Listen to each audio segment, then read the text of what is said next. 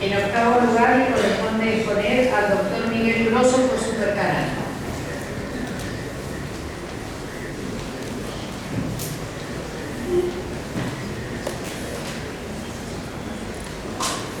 Buenos días, excelentísima Suprema Corte.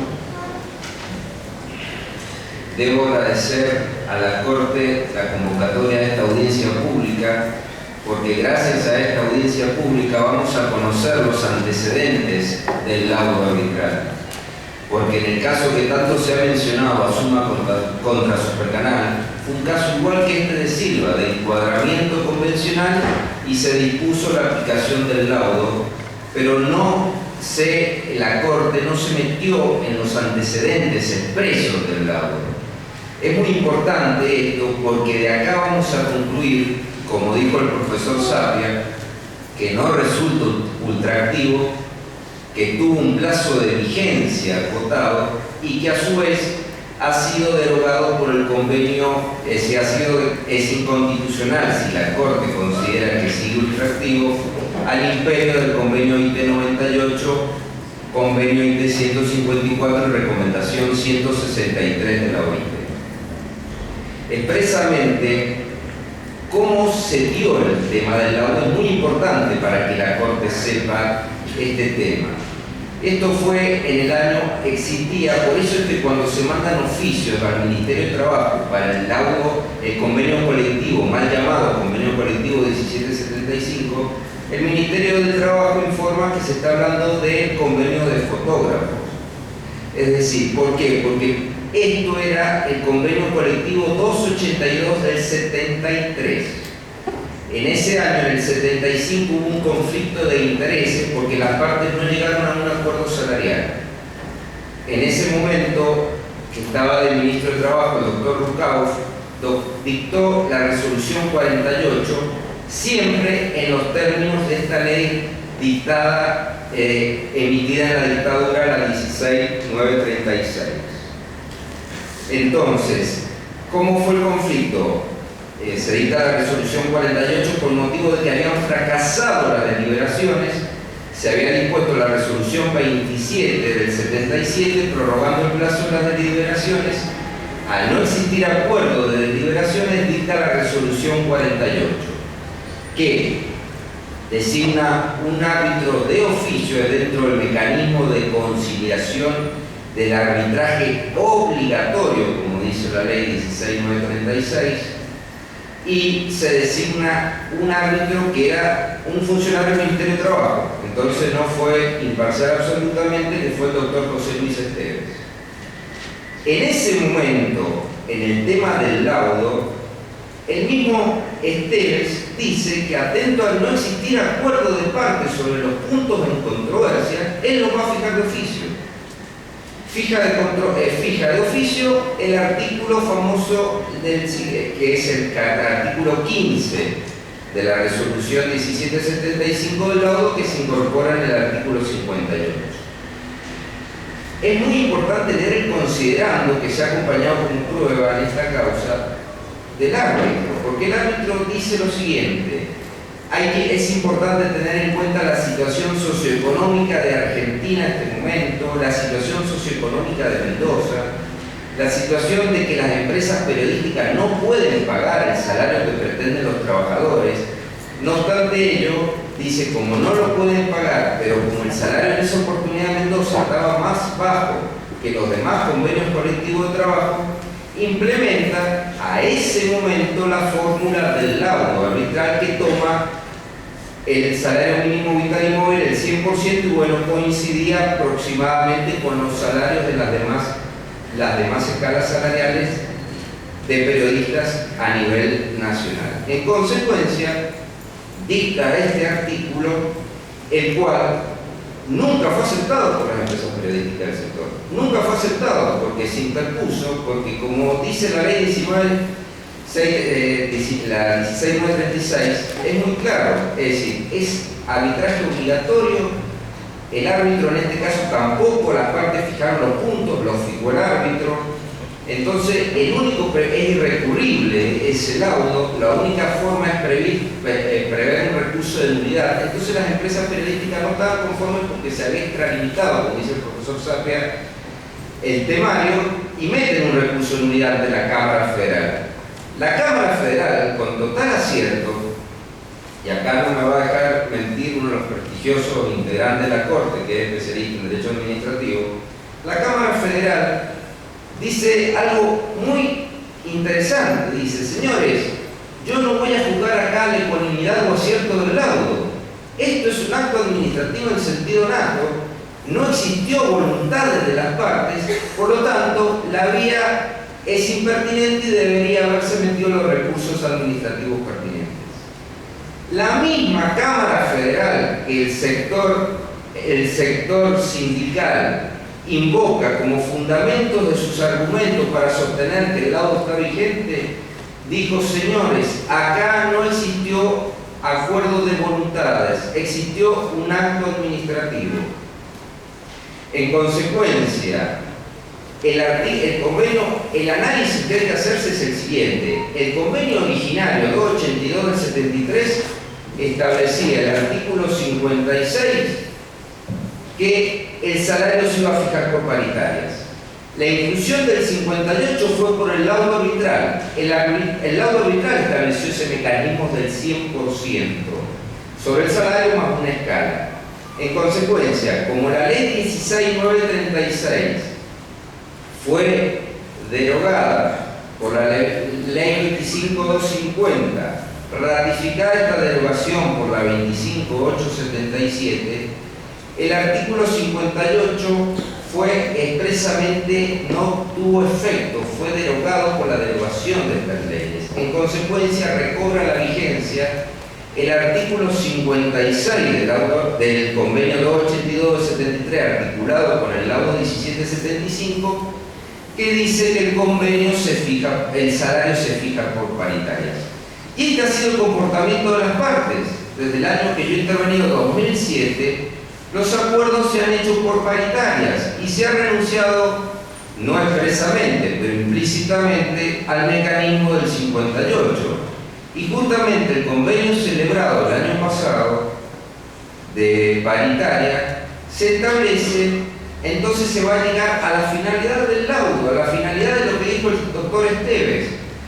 El convenio del año pasado dice que las empresas periodísticas de Mendoza en el 2014 van a llegar a la escala FAT-PREM B, y en el 2015 se comprometen a llegar a la escala FAT-PREM A, que es la que se aplica a nivel nacional.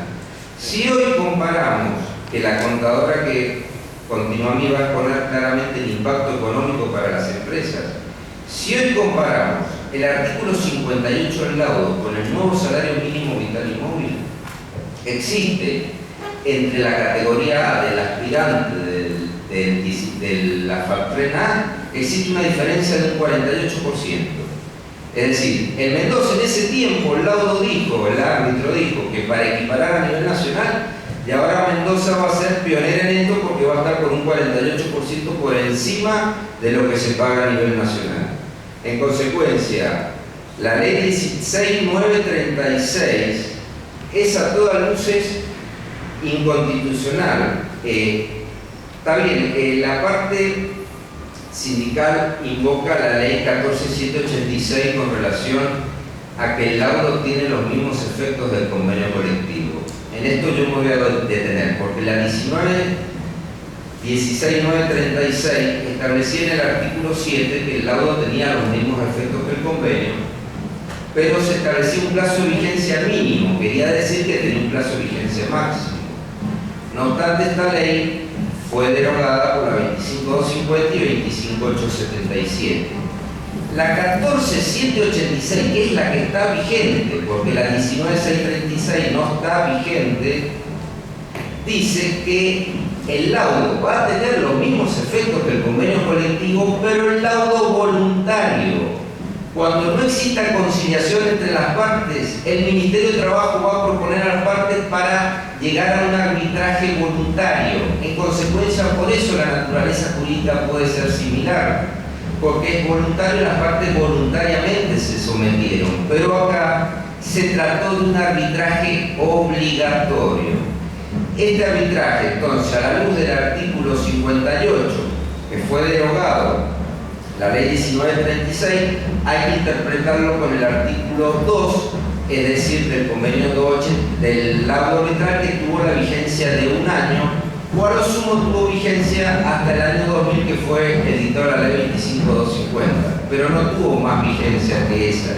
Esa fue una vigencia acotada, y si vuestra excelencia considera que esta cláusula resulta ultraactiva, no obstante haber sido derogada la ley que le dio origen a este laudo obligatorio, expresamente viola, resulta inconstitucional, porque afecta el convenio OIT 98 de la negociación colectiva, el convenio OIT 154 también, que establece la negociación colectiva y el arbitraje voluntario, y la recomendación 163, que es clave en este aspecto porque debe tenerse en cuenta la situación económica del empresario a los fines de negociar.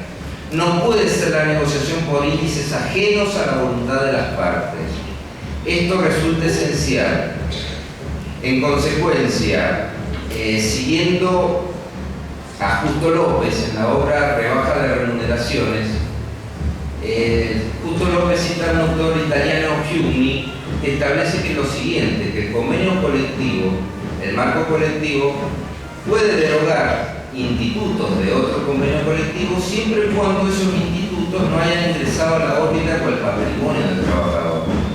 En este caso expreso, nunca el laudo arbitral 1775 ingresó a la órbita del trabajador. Siempre las partes establecieron acuerdos salariales por debajo del artículo 1775. En consecuencia, siguiendo a Fiumi, este artículo perfectamente puede ser derogado por otro convenio, que sí existió un acuerdo colectivo, convenio colectivo, donde se establecieron las partes concesiones recíprocas y se establecieron salarios por debajo del artículo 58. Una de las claves de la recomendación del convenio IT 154 es la buena fe negocial.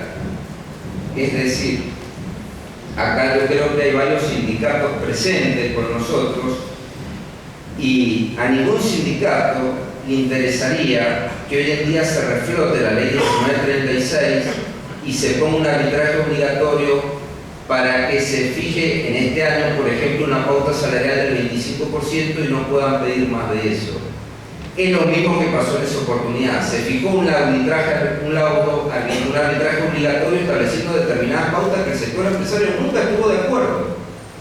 Entonces, por eso es que comparto plenamente las posiciones de los colegas anteriores de la validez del convenio colectivo, pero hay que recalcar que esto no fue un convenio colectivo, fue un laudo. Entonces, es muy preocupante si se reflota la vigencia de este laudo, porque el día de mañana se puede reflotar la ley y exigírsele a los sindicatos que fijen determinada pauta salarial o que se prohíba el derecho de huelga como establecía esta ley. Y volviendo al tema de la ley 25.561, con relación a este tema, cabe destacar que, como hemos dicho, la ley, el caso Baigorria es un caso similar al supuesto de autos, solamente que era una ley de Entre Ríos que establecía que los salarios de los empleados municipales iban a aumentar en función de los mínimos vitales y móviles. Este caso llegó a la Corte, en el auto, en caso Baigorria, y la Corte dijo lo siguiente: mire, señores, esto es una cláusula de ajuste. Es una cláusula de ajuste porque en la medida que se aumenta el mínimo vital y móvil, el índice, se aumenta necesariamente el salario de los municipales. En consecuencia, si el salario se aumenta en un 50 o en un 100%, el salario mínimo vital y móvil se va a aumentar en un 50 o un 100% el salario de los municipales. Entonces, declaró que esta ley había sido derogada por la 25.561 por contener una cláusula de ajuste.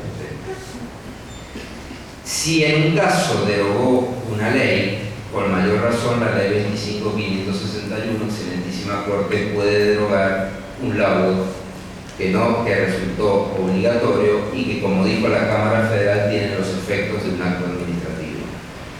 Entonces, el precedente de Baigorria es muy interesante porque es la misma situación fáctica que la de Autos, sin perjuicio de considerar que laudo arbitral, si Vuestra Excelencia considera que resulta ultractivo y tuvo vigencia posterior al plazo de un año que estableció el laudo y que no resulta operativo el 56 que establece las convenciones, el artículo 56 que establece que debe hacerse por acuerdo paritario, este mecanismo se derogó con la 25250 en el año 2000.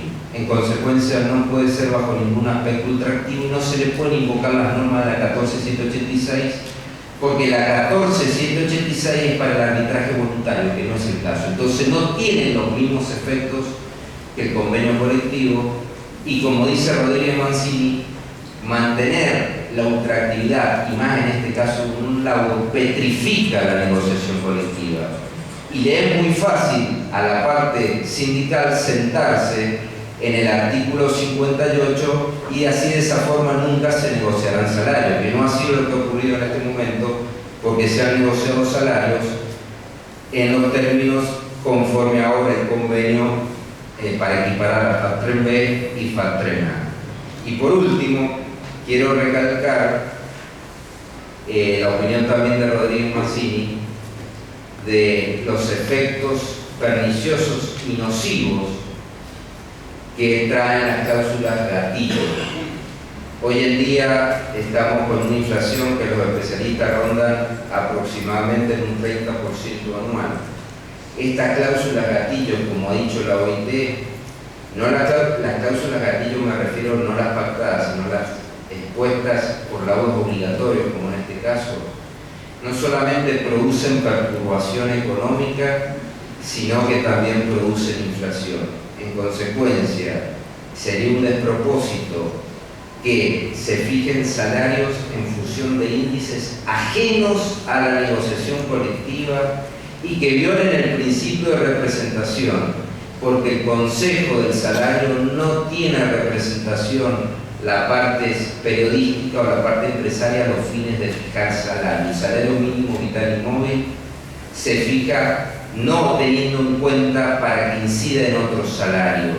En consecuencia, se violaría el principio de representación. Entonces, a los fines de concluir mi exposición, Vuestra Excelencia, quiero decir que el tema del artículo del laudo 1775, el artículo 15 que se incorporó en el artículo 58, tuvo la validez al contexto de un año que estableció el laudo, tornando operativa la cláusula del 56 del convenio 282 del 73, que estableció que los acuerdos salariales se fijan por paritarias, y a su vez, en el caso que considere que resultó ultraactivo este artículo, se derogó por la 25250 y en su defecto, si entiende Vuestra Excelencia que sigue ultraactivo, es inconstitucional porque vulnera el convenio INDE 98, 154 y recomendación 163 de la negociación colectiva. Y conforme dice Odero en los principios de la OIT,